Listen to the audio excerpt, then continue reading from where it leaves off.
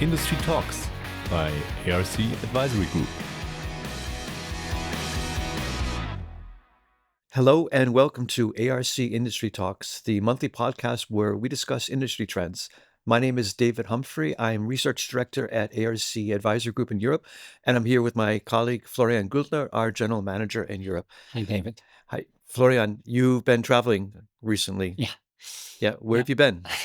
I went skiing last week. Great. So happy to make a ski podcast as well. But more important, I visited the ARC Industry Forum in Orlando just before that. So 2 weeks ago, I was in Florida seeing all our clients. Okay, the Orlando Forum, the legendary ARC Orlando Forum turned 30 this year, as I understand. Can you tell me about it? What was the mood like? I would say similar crowd, similar vibe than usual. It is a very engaging event, very interesting discussion. Interesting enough, we had a little bit more diverse end user attendance this year, so also discrete hybrid. So we're expanding there. How is attendance in general? Slightly down. We talked to a couple of the Europeans, and they simply don't want to deal with the new ESTA regulations, so they backed out a little bit there. Understandable. And if you look at the US attendance, so what we observe is that the overall manufacturing or capital goods industry climate is not that well. We have that AI bubble pushing the whole GDP upwards, but they're not doing that well. So what they do is instead of 10 people, they simply send 3 or 4 people to the event. So the same number of companies almost, but a little down in attendance. But overall, still in the say order of magnitude that we had in the long run on the forum. Florian, tell me, what were the main topics at the forum? Well, AI, obviously, combined with data fabrics, digital twin. We have the working group and everything there. Interoperability was a main topic. And we actually had 2 very interesting announcements from one from ABB and one from Schneider. Schneider was directly timed to be in sync with the Orlando Forum, and the ABB announcement was just before that. So okay, you mentioned AI. That was interesting. I would expect that to be at the top of the list. What about digital twins? What did you hear about them? Now first we had the working group, the end user working group meeting. So that was there. That's a closed door event, but they also had sessions about that. And one of the most interesting presentation was given by Magnus from AstraZeneca, and he told us about the human digital twin. So not production plant, but a human body, and the potentials that lie in medication when you have a digital twin of a human being, and not just a human being. So the person gets his own digital twin that simulates or emulates what happens in his body regarding his health situation. Yeah, exactly. That's amazing. Yeah, and then you talk about personalized medicine. Of course, that's the next step. It doesn't need to be gene therapy. It can be also conventional medicine.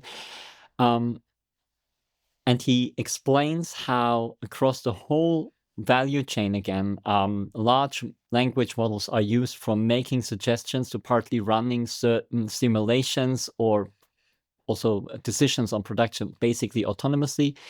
And it was super important to see how he says it's the people, the data, the technology, and the business processes working together. And also very cool.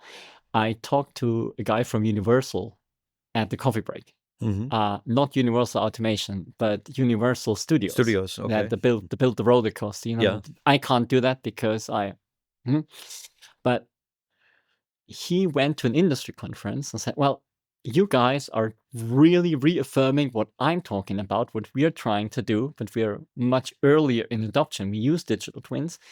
So he was super happy to see that there's a world out there that can help to build roller coasters. And he also says he's going to bring all his bosses next year, so he gets more budget to invest in all this technology. Right, and you mentioned 4 topics. Obviously, AI is at the top of the list. Tell me what you learned about AI at the forum.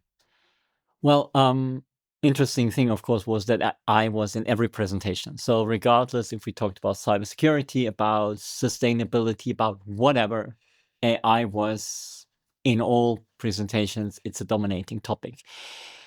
So what I also learned is that, that there's a lot of discussion that Europe is losing the AI race. When I look at the Orlando Forum, it's not the case in industry and manufacturing. It's a very similar discussion. So people are moving at a very similar pace there. So the AI adoption is almost the same there.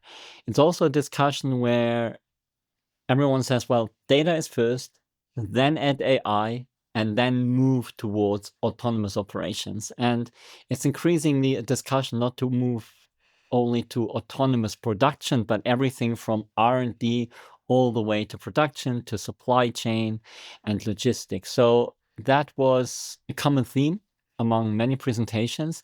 And the first two keynotes that we had on Tuesday morning one was from PepsiCo and one was from Jabil.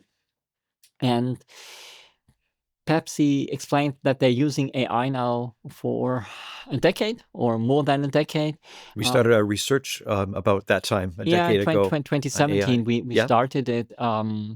So time is moving on. We had COVID, everything is blurred in that time frame, but it was the time where AI was really picking up, but we were more thinking about the Griff in die Kiste from robots, like pick and place stuff, and now with large language model, everything has changed. But so for more than a decade, PepsiCo is using AI. They explained they have around 1,500 AI agents and bots. And also interesting here is everything from consumer engagement, so the very end of the line, to agriculture. And agriculture, you have to know that PepsiCo also owns Lay's and Quaker Oats, more very popular brands in the US.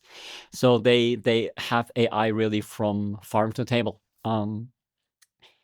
Very interesting case study he also showed was robotics and AI in logistics and warehousing.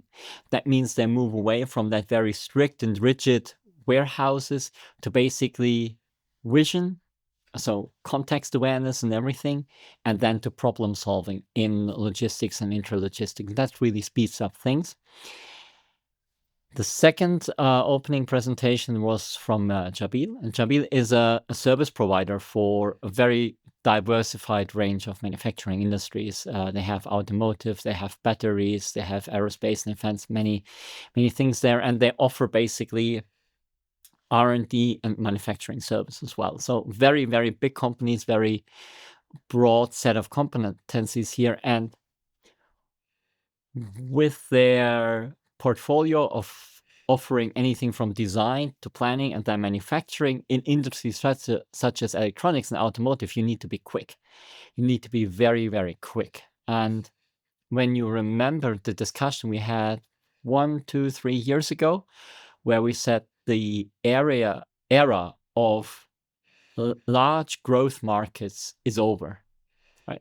You had China pulling, you had a certain industry pulling the whole industry. That's over. So you have to search for smaller growth pockets due to regionalization, rising complexity, shorter product life cycles, and everything. You have to be very quick and you have to be really, really efficient. And AI is really helping there to speed up the whole process, to help along the value chain. And I liked one comment a lot. And he said, it's not about IT-OT convergence. It's about a very deep collaboration and alignment between IT and OT. It's not just technology merging. And that's something we also heard at Namur General Assembly in November, where they said we need to ask the why question. So why are we doing that? Better quality, faster throughput, whatever. And if you align on this, the IT-OT stuff will be solved. Florian, I want to get to the hot news about ABB and Schneider Electric, what they announced. But first, tell me about interoperability and openness. That's a nice lead into to the product announcements. Yeah. As you know, OPAF, Open Process Automation Forum, it was actually founded at the Orlando Forum some years ago. We have workshops with OPAF in Orlando as well as in Sitges in May.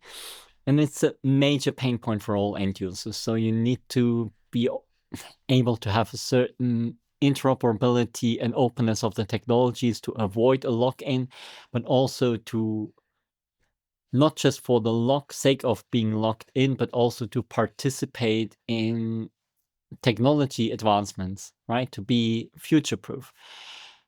In many discussions we had with companies, we discussed OPAF, the path it is going. Not everyone is super happy with that. MTP was actually a discussion point at the Orlando Forum. There's a study on MTP that's correct. really helpful, And it really used to be a accurate. really European-centric, Namur-centric topic, but Very it's much. now really also discussed in the US because MTP enables you to run a multi-vendor plant like you had a single vendor. Mhm. And of course, universal automation again was a certain point of discussions. So also few members from UAO, Universal Automation, were there. It's two interesting statements actually on that topics I want to make. And one was, and it was sitting right behind me in one of the sessions, was we got to get moving here or Chinese and Europeans will eat our lunch.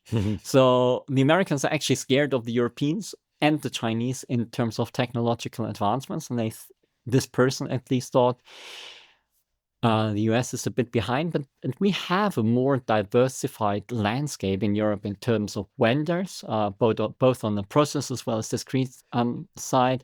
So we mentioned MTP was pushed very early, universal automation, the IEC 61499 standard. So that all is something that actually comes out of Europe. And then OPAF was mentioned, founded in US. So that was an interesting statement. Another interesting statement from Jaco, from Shell, was as soon as you go AI, you'll basically go closed system again. Meaning what?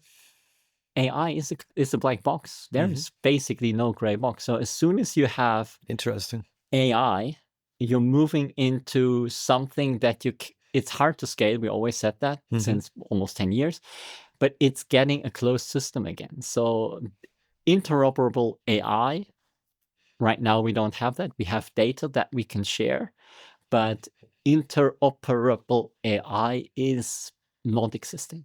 Florian, that's a great lead-in to two product announcements that I didn't anticipate. We talk a lot about software-defined automation, open architectures, and things like that in discrete automation. And we talk about process coming along at some point, but these two announcements from ABB and Schneider Electric surprised me. Tell me about them.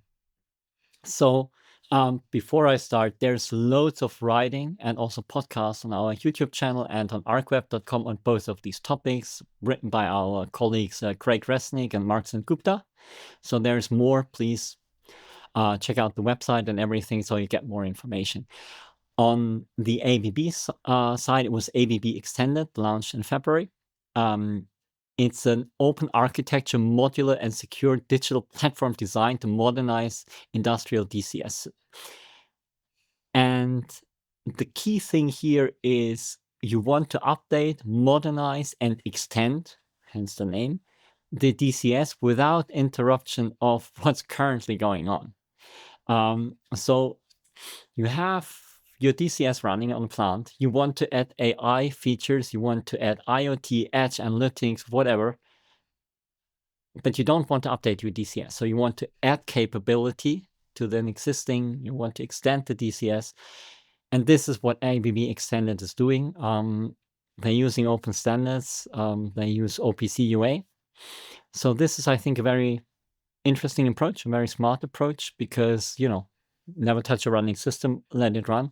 But on the other side, you don't want to be locked in a status quo of technology while technology is moving so fast as it is moving right now. So this is very, very important. So leave control and act the latest and greatest functionality. That's interesting about ABB. Tell me about the announcement from Schneider Electric, please. Yeah, Schneider Electric announced open software-defined automation for process. As you said, it's SDA or software-defined automation, something we often discuss in discrete, but it's now really moving into process. And it's the same intention to move away from proprietary hardware to open, basically software-centric platforms. So hardware, traditional hardware, especially in processors, is very rigid. It's costly to maintain it, very slow, adapt to change, what I said earlier.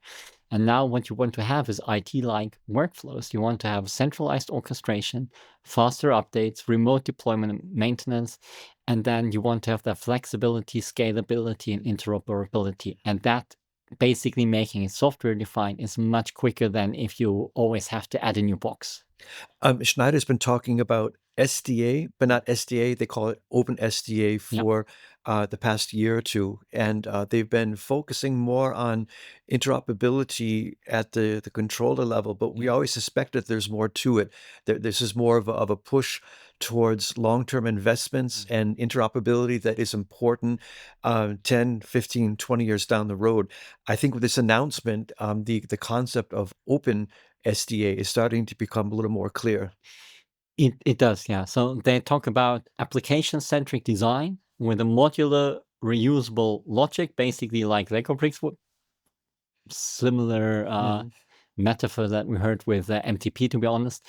But it goes all in the same direction, right? Make it reusable, make it modular, make it easier to maintain and also to run.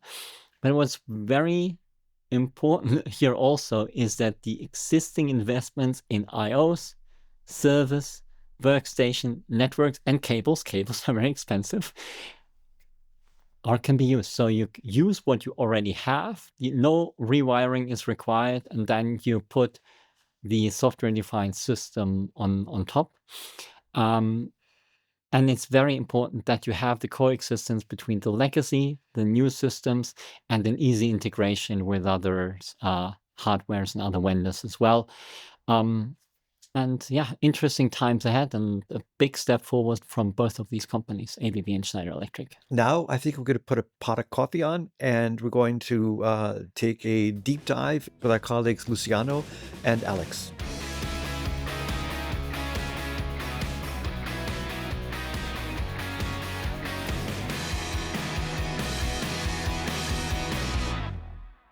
Hi, this is Luciano from ARC, and I'm here with Alex to talk about digital services and AI. Alex, we see a big trend around AI. They talk about this in all the trade shows that we go. Major solution providers are talking about this, and end users are looking at this technology. So I was hoping that you can share some use cases that you already see, maybe in relation to digital services. Yeah, sure, Luciana, I absolutely agree with you. AI is a hot topic nowadays.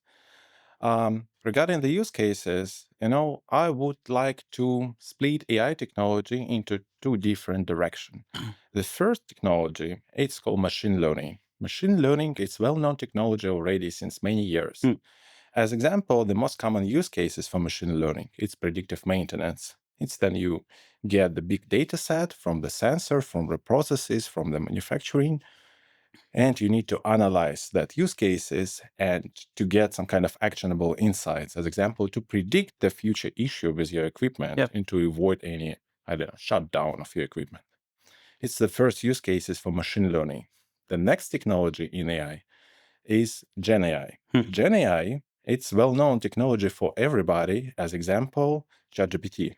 It's a great example of Gen AI, and I believe everybody uses that technology on the daily business. That's what I like from this technology. It started with personal use, and now it's moving to the industry. Yeah, absolutely. And the most common cases for Gen AI in industry, it's a voice assistant. It's some kind of similar what you are doing on your daily business with ChatGPT, but it's trained on the industrial data and it stick to the, as example, documentation of the machine. The core of that technology is operator can communicate with the machine with a voice or text message, and operator can ask, as example, how I can maintain the machine, or what's going on with parameters, or how I can, change the tool. And AI will provide you with a clear instruction how to do that. And the benefit of that technology for industry, that instead of spending sometimes hours to look in the right information into the documentation, the PDFs basically, operator can just simply communicate with a natural language. This is the most common use cases right now for AI in digital services, but it's not all. Also, I like the use cases with GenAI about optimization of the processes. Okay.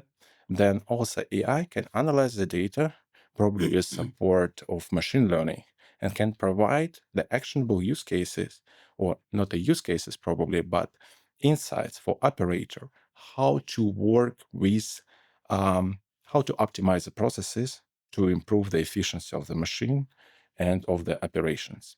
That's the most common use cases in the industry, Luciana. Now, what I know is that most of these projects, they fail to provide the value that is expected. So what do you think are the main challenges that maybe end users are facing while implementing this? I would like to paraphrase a bit. I would say that yes, there are challenges in the industry, and many service provider, many asset owner, they are quite successful in their way to achieve the great success in that field. But of course, one of the biggest challenges is the data quality. That's they have many brownfield projects, the Yeah. plan which existing for years. And to get this documentation, to understand the data, to get the content of the data, to be sure that the data is trustable, that's the big question for the industry and the big challenge. Another challenge I also like to mention is how do you train your AI model? Again, I'm coming back to ChatGPT. Yeah. ChatGPT, basically the OpenAI, the mother company of the ChatGPT, they train the model on the data in the internet. And for the consumer market, Openly available data. of course, you can find that in the Google. But for industries, it's not an easy as for the consumer. That's a different market. case. Yeah, you have to get this data, and the data has to be in some certain quality. It's the first thing, and the second thing, the data should be available. Somebody has to share the data with you, and it's also the big challenges for the industry. I think somehow people are underestimating how important is to have the right data foundation before you go and implement these technologies. And but how do you see the markets? So I know you're focusing on digital services. So what do you expect in the upcoming years for these markets, and considering how AI can have an effect on it? Yeah, that's first of all, we have a really great expectation regarding the future outlook of the market. There is a common sentence that the data is the new oil, and that is absolutely correct. You can get a lot of this data, you can improve your efficiency, you can get a new products, you can basically do everything if you have a right data set. The data is the new oil. But as the oil, you need to know where to pump it out. You need to treat it. You need to refine it, and then you get the value that you want from this. Yeah. Yeah, I like your example. That's absolutely true. You have to get the right tools and set up the right process to work with data. But coming back to your question regarding future outlook, be at ARC, we are doing the research in digital services market, and market is already huge. It's a bit less than 4 billion USD. And, the CAGR of that market is something around 10% for the next 5 years. The meaning is it's quite above than average CAGR for the overall automation market. It's a clear indicator that the industry is growing. And yes, we see the big potential for the digital services. And also with our conversation with end users and service provider, automation suppliers, they also see the growth of that market, and that in future the technology like AI, but not only AI, will bring additional value, and we will see more and more use cases and more implementation. Alex, thanks for this, and hope everyone enjoyed, and we see you around. Thank you so much, Luciana.